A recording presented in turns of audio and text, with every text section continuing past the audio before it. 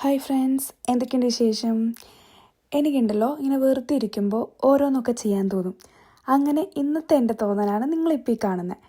എനിക്ക് തോന്നുന്നു ഇതിനെ പല സ്ഥലത്തും പല പേര് പറയും. ശർക്കര ചോറ്, അരി വറ്റിച്ചത്, അങ്ങനെയൊക്കെ. പക്ഷേ എനിക്കിത് പാച്ചോറാട്ടോ.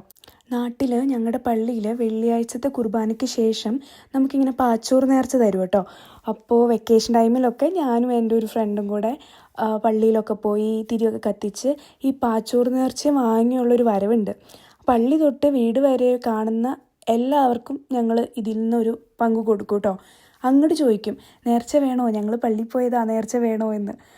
ആ പൊതി തുറന്ന് അവർക്ക് കഴിക്കാൻ കൊടുക്കുന്നതും അവർ കഴിക്കുന്നതും കാണുമ്പോൾ ഭയങ്കര സന്തോഷമായിരുന്നു കേട്ടോ.